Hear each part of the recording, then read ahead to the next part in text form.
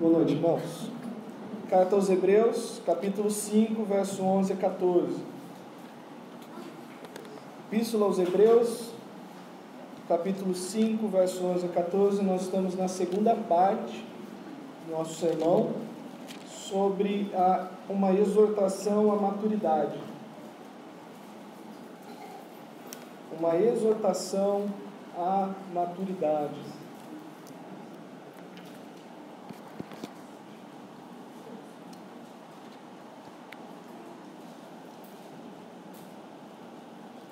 São 4 versos.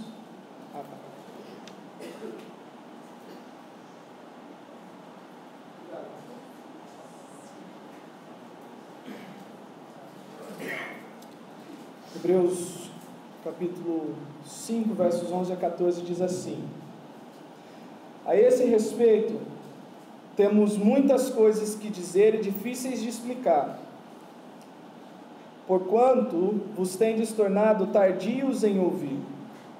Pois, com efeito, quando devíeis ser mestres, atendendo ao tempo decorrido, tendes novamente necessidade de alguém que vos ensine de novo quais são os princípios elementares dos oráculos de Deus. Assim vos tornastes como necessitados de leite, e não de alimento sólido. Ora, todo aquele que se alimenta de leite é inexperiente na palavra da justiça, porque é criança. Mas o alimento sólido é para os adultos, para aqueles que pela prática têm exercitado, ou têm as suas faculdades exercitadas para discernir não somente o bem, mas também o mal. Então vamos lá. Senhor, nós nos alegramos conforme cantamos nesse último hino, que alegria nesse dia. Também te bendizemos, conforme o salmo que foi lido, o Salmo 103, bendize a minha alma, Senhor, e tudo que há em mim bendiga o teu santo nome. Bendize a minha alma, Senhor, e não te esqueças de nenhum só dos seus benefícios, Senhor. Nós chegamos, ou melhor dizendo, o Senhor conduziu e está conduzindo essa igreja local. Nós louvamos a Ti pelo 29º ano, e rogamos que esse texto venha surtir um efeito positivo em nossos corações. Nós venhamos cada vez mais, com o passar do tempo, amadurecer, sermos mais exercitados e também mais hábeis no discernimento do bem e do mal. Obrigado por cada pessoa que o Senhor conduziu. Como mensageiro, eu rogo a Tua ajuda mais uma vez, para que eu não seja um empecilho na Sua palavra, para a Sua palavra e na explicação dela nesse momento. Em nome de Jesus. Amém. No nosso aniversário de 29 anos, o desafio é desenvolvermos maturidade cristã. Nosso desafio, aquilo que eu fiquei pensando e que Deus me inclinou a comunicar aos irmãos é isso. Nós temos 29 anos como igreja local. Falei de manhã que há alguns aqui, por exemplo da Dona Teresa, que participaram da plantação dessa igreja. Nós temos outros que estão menos tempo. O tempo que eu estou apelando não é para este tempo da igreja em si, mas é para o seu tempo de conversão, para o seu tempo de conhecimento de Cristo. Quanto mais o tempo passa, mais virtudes devem ser notadas naqueles que professam caminhar com Cristo. Assim também como essa igreja, pelo tempo que ela tem de existência aqui, ela tem que ser também conhecida e, vamos dizer assim, apreciada pelas virtudes de Cristo que podem ser encontradas em nós. O tempo que passou deve ser refletido em uma atitude digna de Cristo dentro e fora desse local. A comunidade local pode ser vista como uma lavoura, onde cada participante, de cada pessoa que congrega nessa igreja local, que é membro dessa igreja local, cuida da sua própria horta, para que no tempo certo possa colher os frutos do seu investimento espiritual.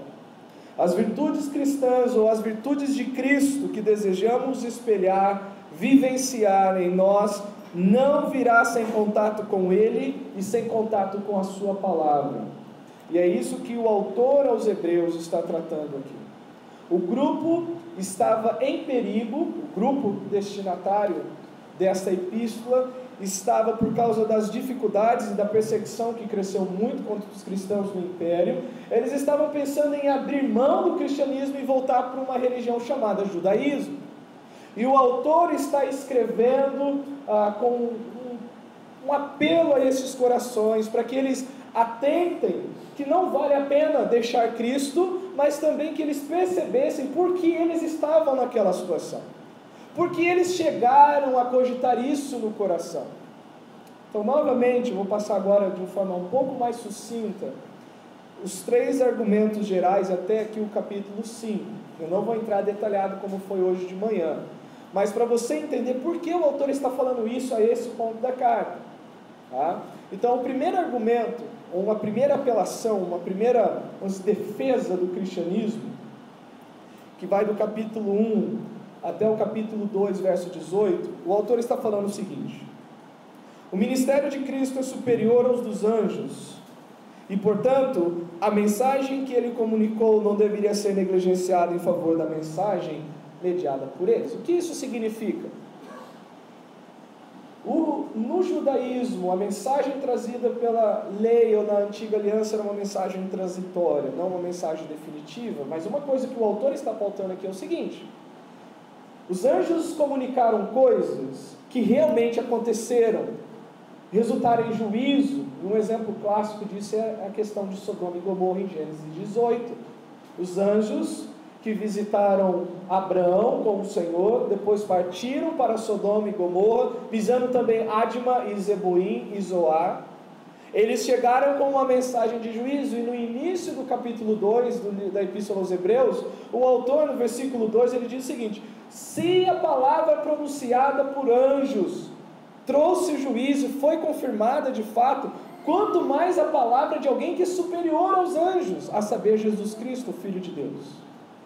Então, o primeiro apelo do autor é essa: quem falou com vocês é a última instância, é a autoridade máxima, é o Filho de Deus, o Criador de todas as coisas, o Redentor, o herdeiro de todas as coisas. Ele que é acima dos anjos comunicou, falou com vocês. Não negligencie isso. Não pense que ouvindo a estes vocês vão escapar do juízo ou da disciplina.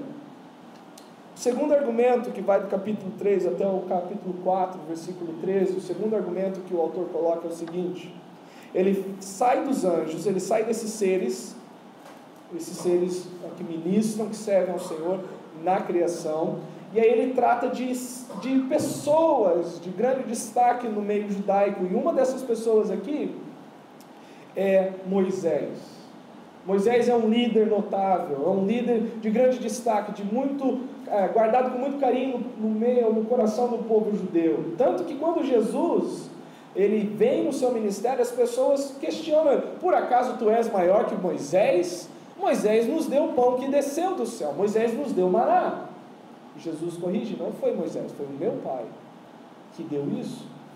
Mas o argumento do autor aqui, mostrando que até os instrumentos de Deus não se comparam com aquele que levantou os instrumentos. Então, o argumento do capítulo 3 até o capítulo 4, verso 13 é o seguinte: a liderança de Cristo é superior à liderança de Moisés. Portanto, o descanso que ele oferece não deveria ser negligenciado pela incredulidade em favor dos alvos não alcançados no judaísmo. Eles não obtiveram descanso na lei. Jesus, de fato, dá descanso para a alma. Terceiro argumento geral, que vai agora do capítulo 4 até o capítulo 7, versículo 28. Estou resumindo a epístola, e essa epístola é difícil de fato de entender. Se você não domina, por exemplo, o livro de Levítico, você vai ler Hebreus e vai ficar boiando. Você vai ficar: o que significa? Por que Arão? Por que Moisés sempre estão aparecendo aqui? Por que Melquisedeque apareceu de novo? Ele não só apareceu lá em Gênesis 14. É importante você manusear bem o Velho Testamento para entender as coisas que acontecem no Novo Testamento. A carta aos Hebreus, ela depende do entendimento do livro de Levítico, por exemplo. Trata do culto, da aliança, de coisas minuciosas a respeito do povo de Deus e do relacionamento deles com Deus. E agora ele vai falar não da liderança, mas do sacerdócio. O sacerdote era um homem levantado por Deus para representar o povo diante de Deus. Enquanto o profeta também era um homem levantado por Deus para representar Deus diante do povo. Jesus é os dois. Não é que ele era, ele é os dois. Ele continua sendo tanto o profeta, aquele que comunica a palavra de Deus a nós, como o sacerdote, aquele que nos representa diante do Pai. Só que aqui ele vai pegar o caso de Arão, o sumo sacerdote da casa de Levi. E o argumento é o seguinte: o sacerdócio de Cristo é superior ao de Arão. Portanto, o auxílio que ele fornece não deveria ser desperdiçado em letargia e indiferença espiritual, que leva à esterilidade e também à disciplina divina. Se você sabe que Jesus pode te ajudar de uma maneira que o pastor João não pode, e você despreza isso, você não tem benefício nenhum. Você não tem benefício nenhum. E aí dentro disso, tem uma advertência. Eu pulei 2 advertências nos capítulos anteriores. A terceira advertência, dentro dessa terceira argumentação, é que se as pessoas continuarem nesse estado de imaturidade, elas não vão perceber o perigo que elas estão correndo ao pensarem em voltar para o judaísmo. Lembra que o texto está dizendo aqui, no capítulo 5, no final, que os maduros eles podem discernir não somente o bem, mas também o mal, e esse mas também o mal é uma ênfase, para mostrar que isso eles não estavam podendo discernir naquele momento, que a ideia de abandonar o cristianismo não passou por um crivo de julgamento, ao ponto deles verem que isso é mal, e o autor está argumentando que eles estão nesse ponto, porque eles estão negligenciando, ou negligenciaram muitas coisas, e o que o autor coloca aqui é que eles se tornaram tardios para ouvir. Preguiçosos é a palavra, literalmente. Morosos, lentos em usar os ouvidos para aprender do Senhor. Terceira advertência: permanência deliberada na imaturidade espiritual pode levar os leitores a abrirem mão de Cristo e sofrerem disciplina espiritual, ao invés do crescimento esperado no desfrute e na segurança da salvação.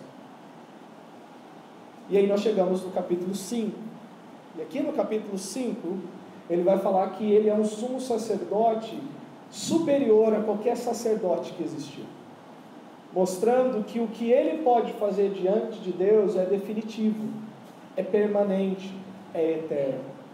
E aí no meio disso ele dá mais uma advertência, ele puxa a orelha agora. Ele fala: sabe por que vocês não estão entendendo nada do que eu estou explicando até agora? Porque vocês se tornaram tardios em ouvir.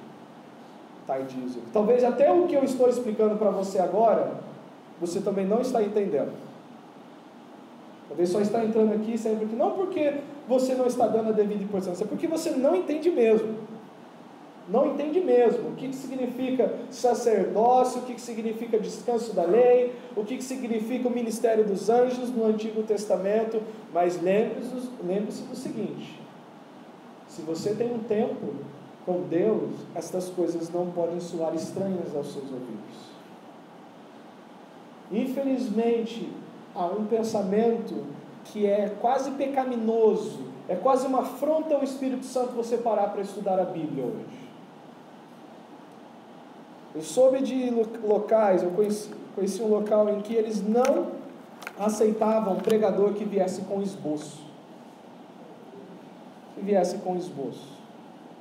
Porque quem tem ligação com Deus, quem fala direto com Deus através do Espírito, não precisa dessas coisas. Irmãos, você tem um tempo com Deus. Eu não estou falando de momento, não estou falando do kairos, um momento específico. Eu estou falando do cronos, que até a palavra usada aqui, atendendo ao cronos decorrido, ao girar do ponteiro dos segundos, dos minutos, das horas do relógio. Você tem muito tempo passado ali, o que você tem de Deus? O que você expressa? O que você externaliza disso? É alguém contado como uma criança ou é um adulto? Você pode abrir a Bíblia e explicar coisas difíceis, ou você acha que isso é papel só do pastor fazer? Você foi chamado a conhecer Jesus. João 17,3 é dito o seguinte: a vida eterna é essa, que te conheçam a ti, o único Deus, e a Jesus, a quem enviaste. Que te conheçam a ti. A exposição da pessoa e da obra de Cristo não poderia pelo menos ser levada adiante nesse ponto do assunto, porque o volume de informações e as coisas específicas e difíceis de explicar que o autor fala, ele não poderia levar isso adiante, que por causa da preguiça em ouvir daquele grupo, ou de alguns daquele grupo, não teria um bom resultado. Verso 11, a esse respeito temos muitas coisas que dizer, tem um volume a mais de informações a ser passado, e difíceis de explicar, porquanto vos tendes tornado tardios em ouvir, preguiçosos em ouvir. Pelo tempo decorrido, ou cronos aqui, este grupo deveria já estar dando aula. Esse é o pensamento do autor. Vocês deviam ser mestres, didáscalos, professores, mas vocês precisam aprender o beabá. E a construção dessa expressão, aprender os princípios elementares dos oráculos de Deus, é como se fosse o início da palavra de Deus, o ABC, como se vocês precisassem aprender a falar. Essa é a ideia que o autor está trazendo, de tão lentos que eles se tornaram em atender o que estava sendo pregado e ensinado. O tempo que eles deveriam estar dando aula, mas se encontravam na necessidade de aprenderem o básico, como se tivessem de aprender o beabá da vida cristã. E esse beabá da vida cristã é apresentado no capítulo 6. No início do capítulo 6 tem algumas coisas aí que se você tem um tempo com Deus, você tem que saber. Se você não sabe, você precisa de leite ainda. O que o autor diz aqui? Primeiro, verso 6, capítulo 6, versículo 1. Pelo menos 7 questões. Base do arrependimento de obras mortas. Verso 1, capítulo 6. Por isso, pondo de parte os princípios elementares da doutrina de Cristo, deixemos-nos levar para o que é perfeito, não lançando de novo a base do arrependimento de obras mortas. Você sabe o que é isso? Se alguém te perguntar o que é arrependimento de obras mortas, você tem um tempo com Deus. Isso é algo que você não pode se dar o luxo de não saber. Segundo, não somente o base de arrependimento de obras mortas, mas também sobre o que é fé em Deus. O que significa fé em Deus? É pensamento positivo? Eu declaro e as coisas vão acontecer? É isso que a Bíblia ensina? Não, mas é o que muitos pensam hoje. O que significa fé em Deus? O ensino de batismos. Por que alguém é batizado? Por que as pessoas precisam passar pelas águas? Imposição de mãos. Isso era básico para saber. Também da ressurreição dos mortos e do juízo eterno. Estas coisas o autor fala com este grupo e fala conosco também. Essa carta foi escrita para a igreja de Cristo. Os que têm tempo, ou um tempo decorrido já, não podem olhar para essas terminologias e ficar boiando. O que isso significa? O que isso quer dizer? E com isso, não há transição do estágio esperado, tipificado pela alimentação recebida. Essas pessoas elas não saem do estado de criança para o estado adulto. O alimento sólido para os adultos e leite para as crianças. Novamente, no final desse sermão, você vai pelo menos procurar saber em qual lado você está disso. Aonde que você se encontra nisso? Pois bem, isso é o que o texto diz, passei por alto, mas o que ele significa para nós? Como que nós contextualizamos isso? Como que nós fazemos essa transposição agora, respeitando o sentido do texto? Primeiro, duas coisas que eu vou repetir do que foi falado de manhã, até para situar todo mundo. O que é imaturidade espiritual, então? O que é imaturidade espiritual? Maturidade espiritual é descrita no contexto de duas coisas: a falta da capacidade para apreensão de assuntos difíceis e a falta de discernimento entre certo e errado. Uma pessoa que não cresceu espiritualmente é alguém que sempre está presa em assuntos difíceis e também ela não sabe aplicar a vontade de Deus na vida dela. Ela não sabe discernir o que Deus quer de bem para ela e o que ela precisa rejeitar de mal que Deus não quer para ela. Ela toca a vida no piloto automático sem saber e sem aplicar isso. O que causa a imaturidade espiritual? Uma única palavra aqui: preguiça. Não é um problema de inteligência.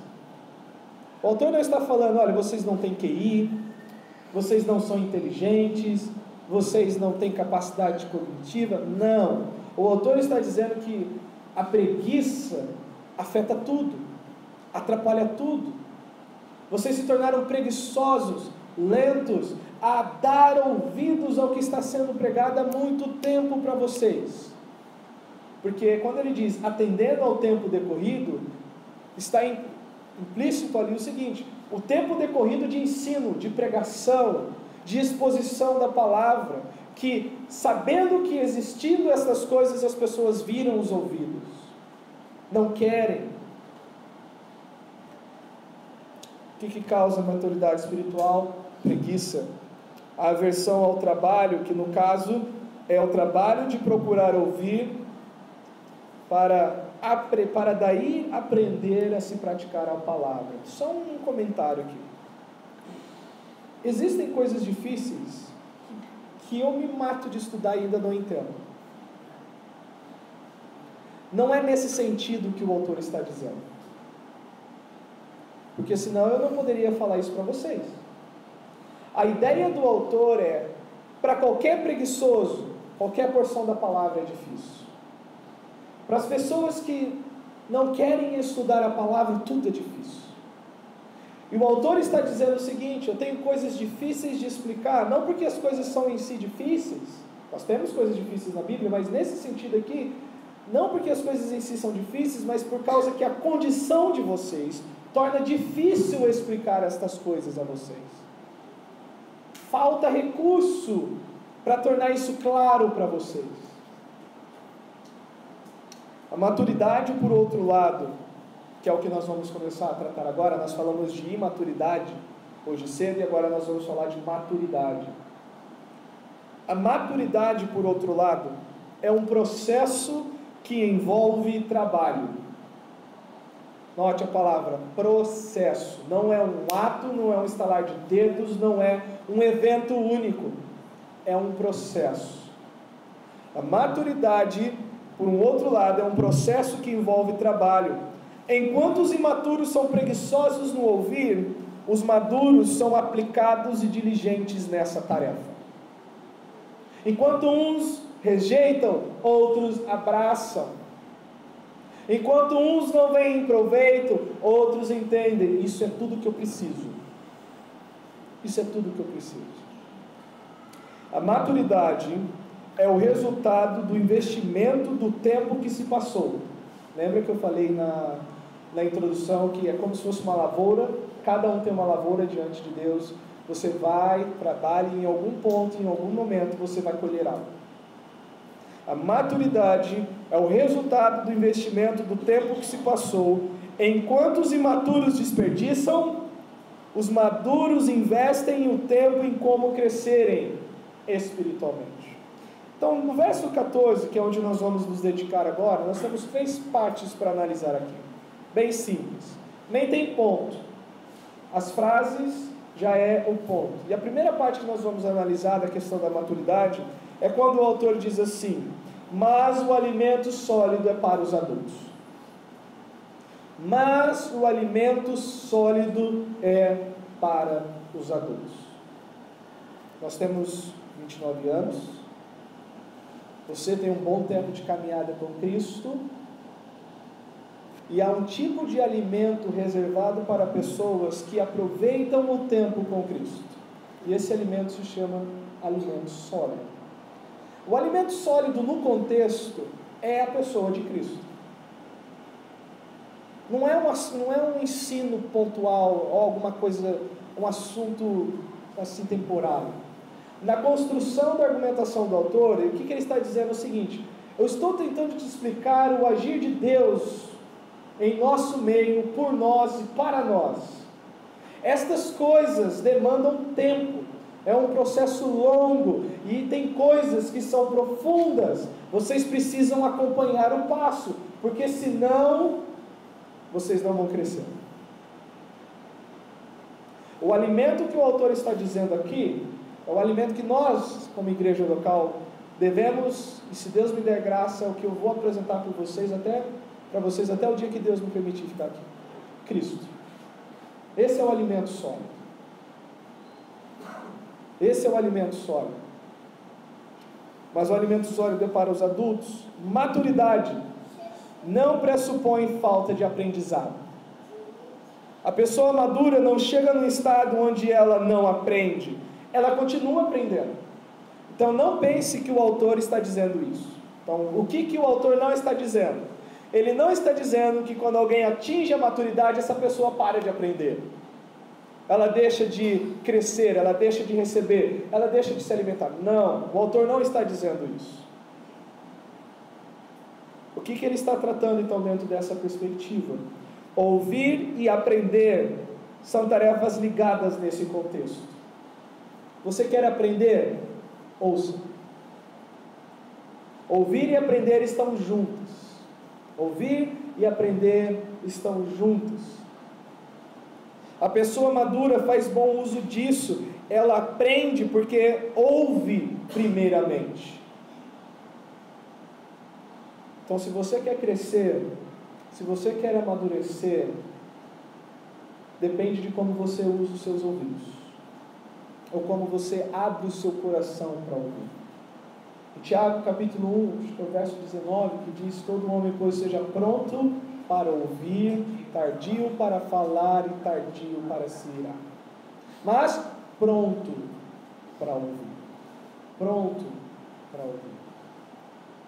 Eu fico triste, irmãos. Eu já tive a oportunidade de pregar em outros locais, e uma das coisas mais tristes que eu vi era as pessoas não ficando para a hora do sermão.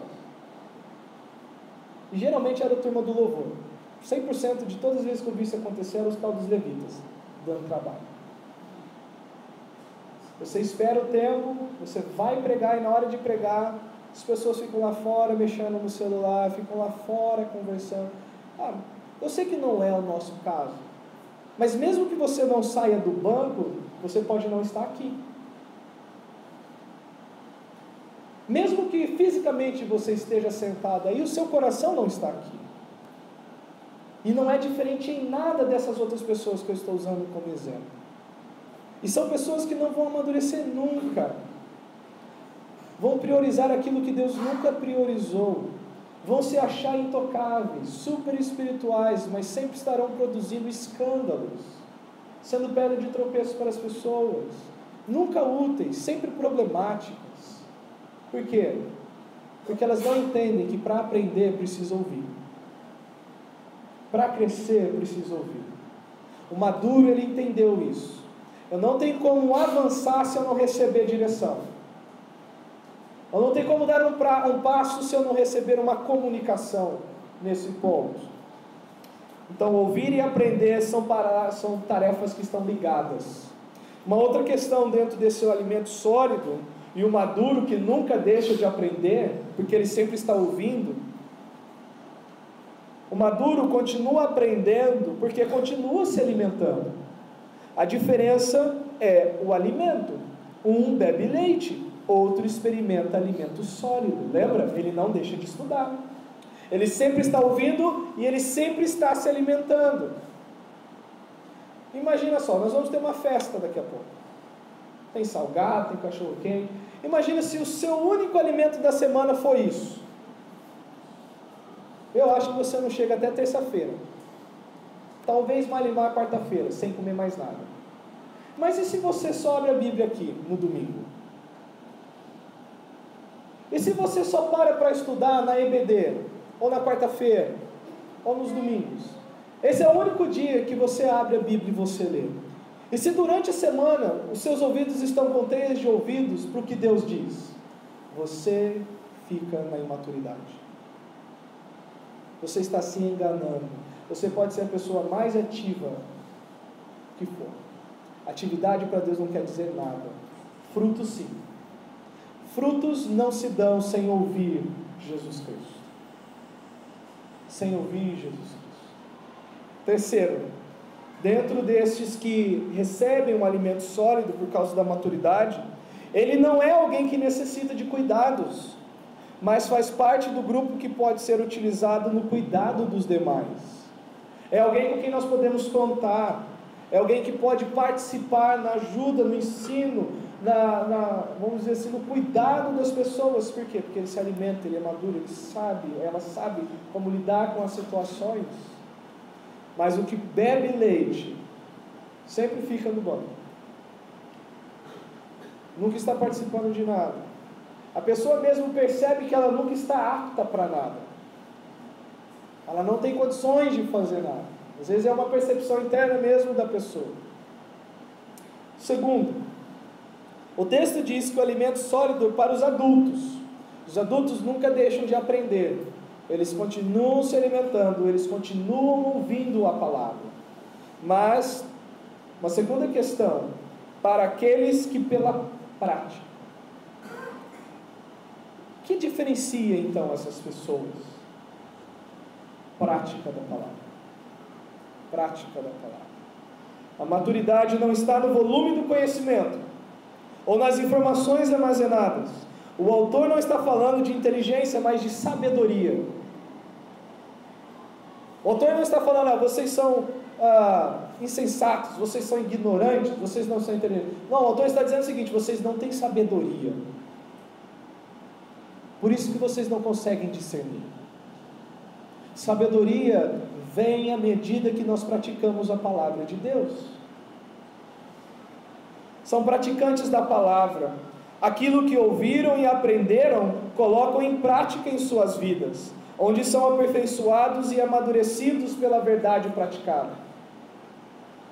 Eles ouvem, eles entenderam e eles aprenderam. Então é isso que Deus quer. O que eu vou fazer? Vou incluir na minha vida. E a oportunidade que surgir para que isso se torne algo vívido, eu vou executar.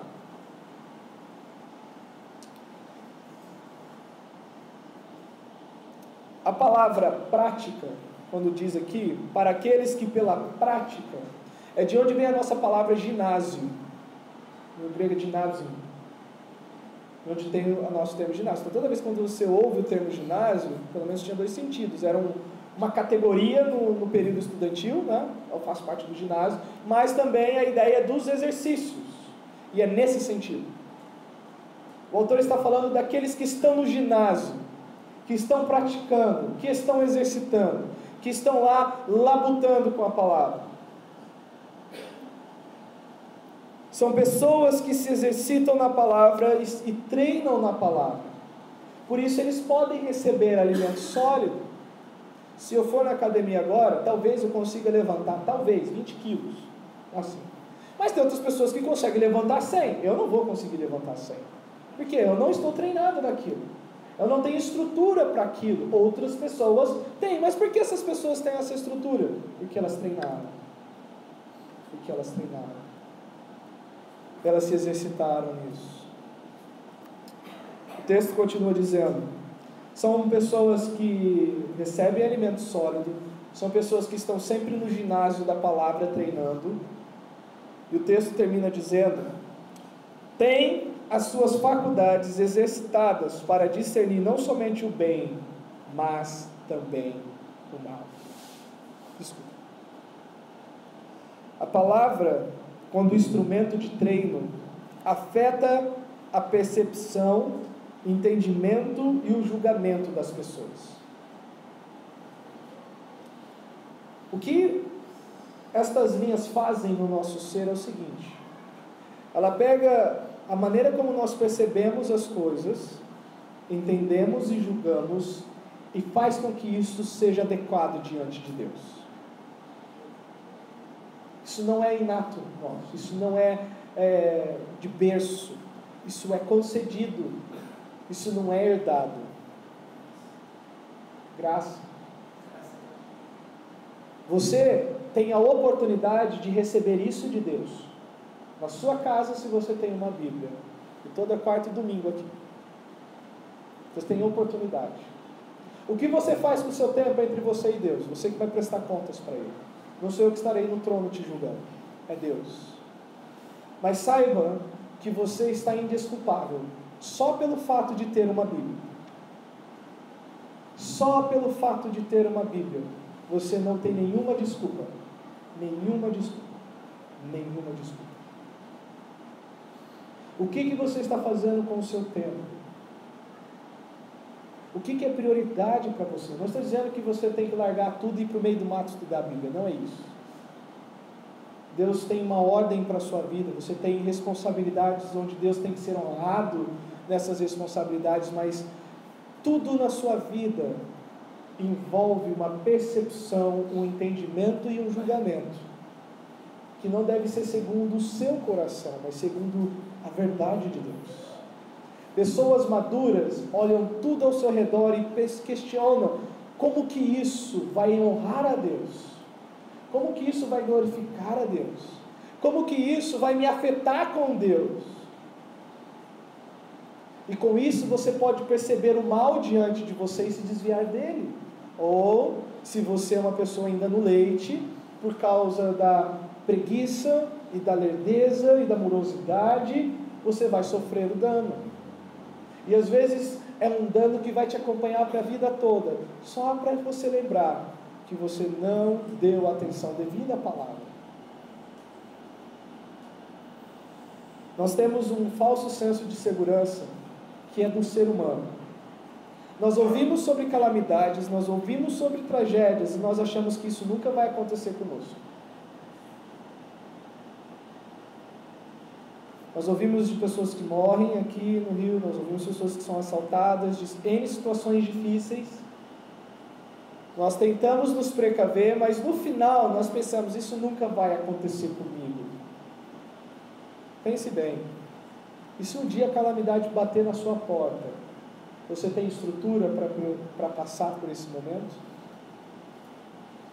Você vai conseguir passar por aquilo de uma maneira em que você não vai ser abalado na sua fé e Deus não vai ser desonrado com as suas ações? Tudo isso vai depender de como o seu tempo é investido em relação à palavra.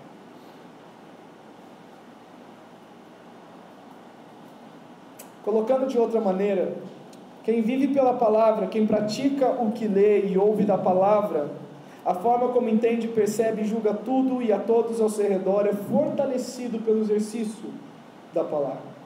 A palavra afeta diretamente a maneira de pensar, promovendo uma percepção espiritual de todas as coisas.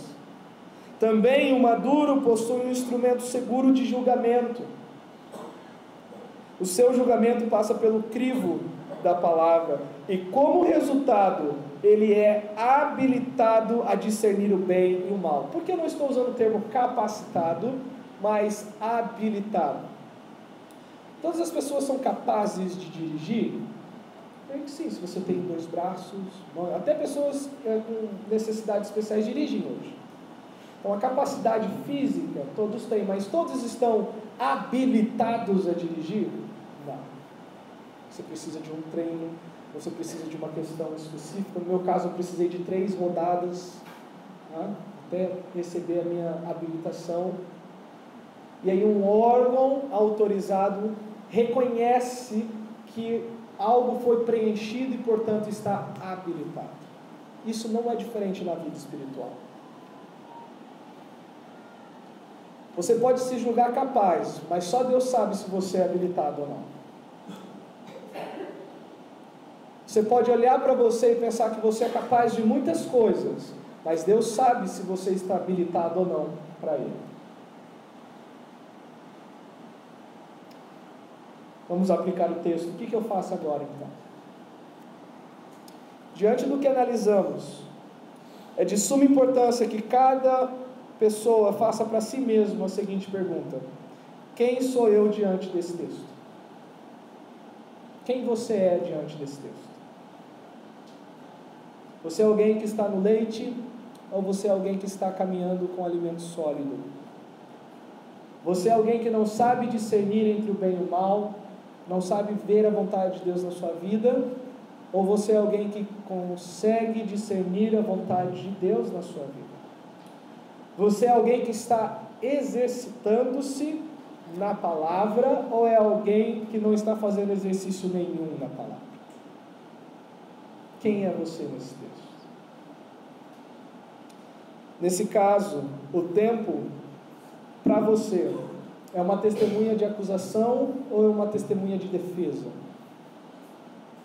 Atendendo ao tempo decorrido, o tempo vai se levantar e vai dizer algo ao seu favor, ou o tempo vai se levantar e vai dizer algo contra você? A palavra que envolve a sua pregação e o ensino é o meio que Deus apontou para que cada um cresça e amadureça espiritualmente. Por isso, quando estiver a seu alcance, não negligencie o seu estudo particular e nem a sua presença nessa igreja local. Então, o que estiver a seu alcance, não negligencie o seu estudo particular e nem a sua presença nessa igreja local. A nossa busca deve ser a de Paulo, e o único texto que eu vou ler fora, Filipenses capítulo 3, verso 12 a 16. Filipenses 3, 12 a 16.